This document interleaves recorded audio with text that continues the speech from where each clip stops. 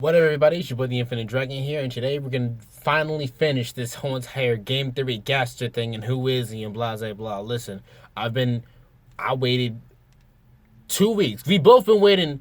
All of us been waiting good 2 weeks for this to see who this man is. We finally gonna figure it out. So without further ado, enough of me talking. Let's get into it. Gaster, the man who speaks in hands and the royal scientist before Alphys, only known about through his 4 followers, only appear in certain timelines of the game. With him being shattered across time and space, he must share some connection with the other 2 characters that seemingly straddle time and space, Flowey and Sans, and indeed he does in the form of his Gaster Blaster. Entry 17. It says the following: darker yet darker. The shadows cutting deeper. Photon readings negative. This next experiment seems very, very interesting. What do you two think? Based on the Gaster follower dialogue, he fell into, quote, his creation. Gaster himself fused his body with excessive amounts of determination. WD Gaster is Sans. WD Gaster is also Papyrus. Papyrus? How could he, the great Papyrus, be wrapped up in all of this? We gonna find out. We about to find out.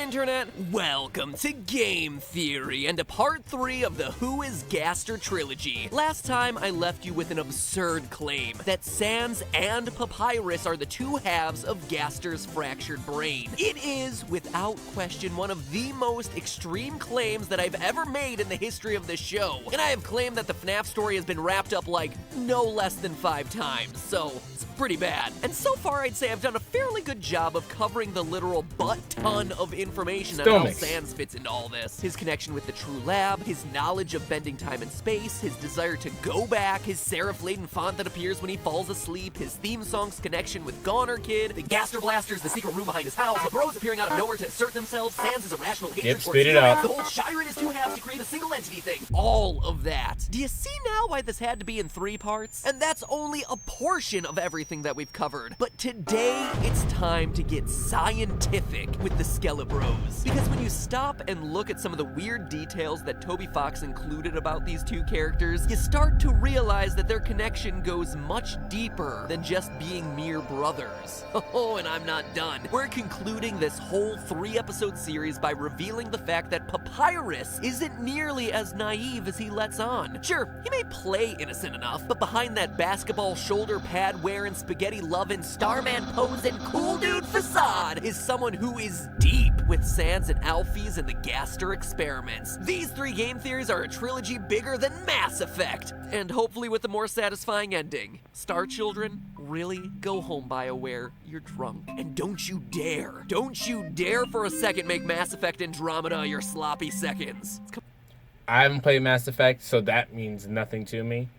I plan on it one day, but not anytime soon. Coming out in March and we've barely seen anything about it? I am concerned. So I promised you science, and doggone it, we're gonna start with science. Specifically, the neuroscience of Undertale. Now, I'm pretty sure that you've probably heard the old adage by now that the 2 halves of the brain handle different parts of human.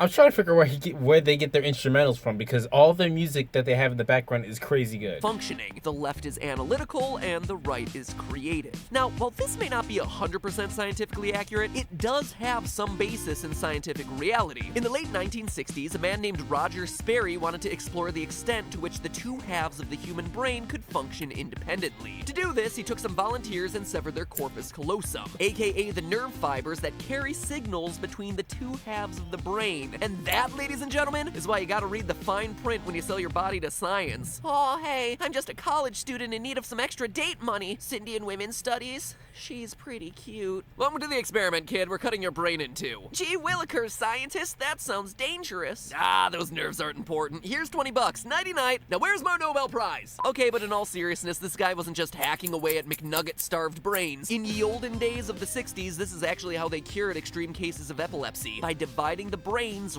right down the middle. And although the patients were able to live normal lives, every so often a strange functional gap would start to pop up. Not being able to identify something that they saw, having trouble with a word, perceiving something on one side of the body but not on the other. So Sperry studied these perceptual gaps and confirmed that the two halves of the brain are indeed specialized in specific functions. The left brain is the verbal and logical center. It can break down numbers and words and analyze situations. Conversely, the right brain is the nonverbal and intuitive center. It thinks in pictures or patterns. It's involved when you're making a map or giving directions, but can only produce rudimentary words and phrases. However, it contributes the emotional context to language. In the words of Sperry himself, the great pleasure and feeling in my right brain is more than my left brain can find the words to tell you. Get it? Because the right brain has feelings, but the left brain is the one who does all the talking. Anyway, it'll all make sense when we look at how this applies to Gaster and the two skelebros. Papyrus dreams big. He wants to capture humans to impress Undyne and wants to join the Royal Guard. I see where you're going with it. He's gonna say one of them's the right brain and one of them's the left brain.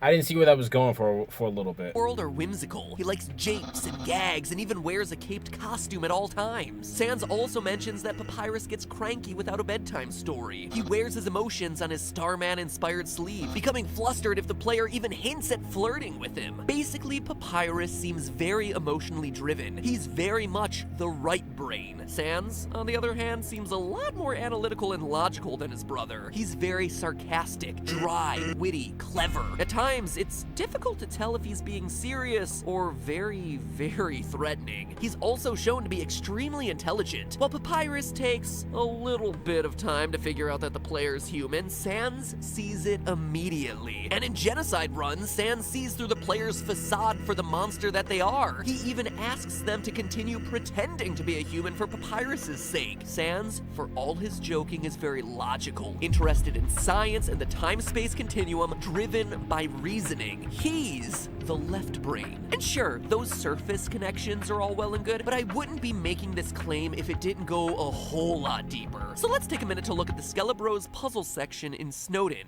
Throughout this iconic section of the game, Papyrus and Sans present you with various challenges to block your progress. Papyrus's challenges are all spatially focused, doing things like forcing you to map out a walking path so as not to step on the same switch twice. Puzzles that require the right brain to solve. On the other hand, the one challenge that Sans presents you with, the Monster Kids word search, a language-based task, is one. Okay, so earlier, in the first episode, I think he said the word search was really important to this, and I was like, how is the word search? How is this word right here, which is on the word search right there? How is that important to who Gaster is? One specifically oriented from the left brain. So are the left and right halves of your mind blown yet? Well, if not, it keeps going. One detail I always thought was weird was the game going out of its way to tell you which type of puzzle in the newspaper the two brothers find more difficult. Sans insists that the word search is harder, but Papyrus thinks that the word jumble is harder. A word jumble involves taking a series of letters, breaking them down and rearranging them to find the words that's made of those letters. It makes sense then that Papyrus, as the right brain, would find it more difficult. It's about forming words, a specifically language-based process, and why Sans, as the left brain, would find it easier. On the other hand, a word search, while still a left brain activity, involves identifying already existing words within a giant collage of letters. Since it's just identifying patterns of existing letters, it would make sense why the creative pattern-based Papyrus would find that easier, and why Sans would think it's a bit harder than the jumble. It's crazy, right, how these details line up. But if that still wasn't enough, even the humor of these two matches up with their appropriate brain hemisphere. Papyrus Papyrus, as the right brain, would be much more prone to physical comedy, his so-called japes. Sans, as the left brain and linguistics center, would get endless amounts of joy out of wordplay. Things like, say, bad puns. Oh well, wouldn't you know? In fact, that's why so many of you get such cringy joy out of my bad puns on Twitter. As theorists, most of us, myself included, are analytical left brains, so a witty turn of phrase will keep us raffle-coptering for days. Then there's the true passive. What noise was that? Papyrus doesn't know the word for sun, having to rely on Sans to tell him. Yet another language-based knowledge item, and yet another odd detail that gets explained away by the split brain theory. Even their handedness aligns. Sans greets the protagonist with a handshake using his left hand, holds and drinks a ketchup bottle with his left hand while dining at Grillby's, steers a tricycle using his left hand in the I think he's probably gonna mention it, but I think he fights us with his left hand. true pacifist credits, and even manipulates gravity during the genocide boss battle with, you guessed it, his left hand. Now, admittedly, we don't get to see Papyrus move quite as much, but he does scratch his chin with his right hand, an action you would be a lot more comfortable doing with your dominant side. And yes, a quick disclaimer, since I know it's going to appear in the comments, I know that handedness is at least partially controlled by the opposite hemisphere of the brain, but I'm saying from a symbolic left-right perspective and not a functional one. But just like the slap chop guy, I'm still not done, because if we want to dive into semantics, we can even use the names of the skeletons to connect them even further. As we mentioned last episode, W.D. Gaster's name appears to be a combination of two different fonts, Wingdings and Aster. Wingdings is a completely silly font. It's a joke, nearly unreadable to anyone who doesn't know how to decode it. This lines up with the ridiculous, scheming Papyrus. Aster, on the other hand, is a very serious, very color between the lines, normal-looking font. And this lines up with Sans, who, despite his jokester appearance, is very serious underneath, casting judgment on you in the final minutes of the game, holding down multiple jobs, having some mysterious role in the determination experiments, being very focused into his research on the time-space continuum. So yeah, that's why I think the two halves of Gaster's mind are now embodied in the two skelebros. When you actually take a step back and look at all the details that just fit into this theory, there's a lot of them. Their behavior fits unbelievably well. Their names and visual design are undeniably related. And in addition to everything else we've covered, the fact that the two brothers appeared out of nowhere and exist separately from the rest of the other monsters and underground is also really telling. But it does leave us with one last question. Why would Sans be aware of their origins while Papyrus isn't? Papyrus seems ignorant to everything in the secret lab behind the house and didn't even know that Sans and Elfies had a history of working together. So why doesn't he have Gaster blasters or any knowledge of the time-space continuums? Anything like that? Well, who's to say he doesn't? For as innocent as he behaves, he's in just as deep as Sans. I The want to see evidence him doesn't pop prove up back. too often, but every once in a while he'll slip and reveal just how much he really knows. First, similar to Sans, he clearly knows about different timelines and the ability to manipulate actions across them. After going to some extreme lengths across different saves and reloads to convince Sans that you're a time traveler, he finally gives you a key to his room to reveal the truth. Go in, Okay. and what you find will shock you. He tricks you into running on a treadmill. Funny, sure, but the real mind blow here is when Papyrus enters and asks, is Sans pranking you across time and space? Okay. I hate it when he does that. Okay. So clearly he knows about Sans's timeline hopping and isn't weirded out by it. Then, in the true pacifist ending, Papyrus exclaims that this is the worst ending since he's not a royal guard.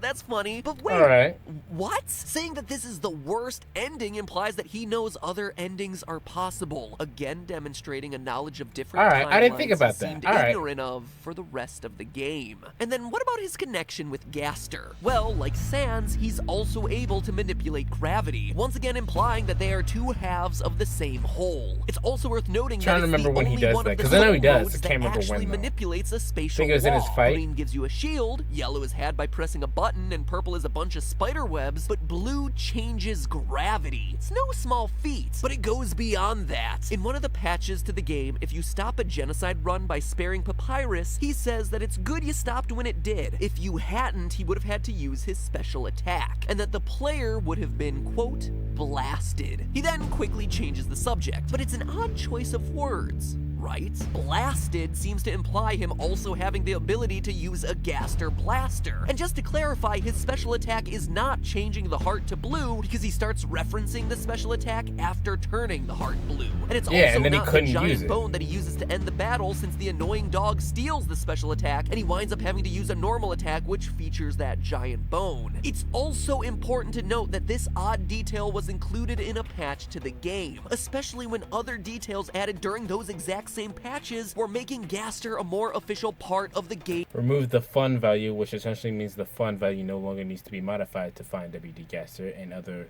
related fun events. Experience. You no longer had to hack into the game's fun value in order to experience Gaster as a real part of the game's lore. Given all of those details, I think it's likely that Toby Fox was strongly hinting at us to believe that Papyrus also has access to Gaster blasters. And with that, we've reached the end. Literally everything in 3 episodes that I could piece together about how all these characters connect. And when I stopped and looked at all this evidence to write these episodes, the most sensible conclusion was one that I initially thought was absolutely absurd: that Sans and Papyrus are 2 halves of the Gaster whole. It was, quite honestly, the neuroscience bit and the fact that they appeared out of nowhere that sold me on it. Were they created when Gaster fell into his machine? Or were they present throughout the whole series of experiments? It's not really clear. I personally like to think the former, but the pictures in Sans' laboratory of 3 smiling faces with the quote, "never forget," seems to imply the latter. Either way, this is how our story and the theory ends. Because as Toby Fox himself confirmed on Twitter, quote, "You've all seen the happiest outcome. Neither of them could fix the machine, no matter how hard they tried. No one can." Neither of them being the operative word there, because it means not just Sans, but both the brothers were involved in trying to fix the machine. The Skelebros wrote "never forget" on that picture because they don't want to end up like Goner Kid, or what Azrael warned them about, that by resetting the timeline over and over again, the memories start to fade from existence. They can't let themselves forget Gaster or their former origins, even though they'll never be able to bring him back or get their normal lives back, no matter how... Okay, the 3 smiling faces kind of makes sense, because Papyrus always smiles, Sans always smiles, and it looks like Gaster always smiles. So that makes sense. So what I'm going to say is that I think that in terms of MatPat's theory, because I don't necessarily believe that he's correct, but in terms of MatPat's theory, Gaster, Sans, and Papyrus were all living at the same time, and then Gaster fell into the core and got scattered, and then became these 2. Their personalities changed. How hard they try. It gives this game, even in the happiest, true pacifist ending, a new layer of tragedy, a new depth of story that is hidden to almost 82% of the game's players. It just shows how much care and love went into crafting this plot line, and gives testament to why everyone loves this game's story so very much. But hey, that's just a theory. A game theory. Thanks for watching. Anything else? No, that's it. Alright, guys. Thanks for watching with me. That's a 3-part series. The first 3-part series. It was the first video on the channel, so that's pretty cool too. And yeah, I'm gonna link them up in the description. The original video is gonna be in the description if you don't want me talking over it or anything like that. Link to MatPat's channel is gonna be there. And yeah. That's about it, guys. Let me know what you guys thought about this, and if you guys want me to react to anything else, put that in the comments below. Yeah, that's about it, so I'll talk to you guys later. Later!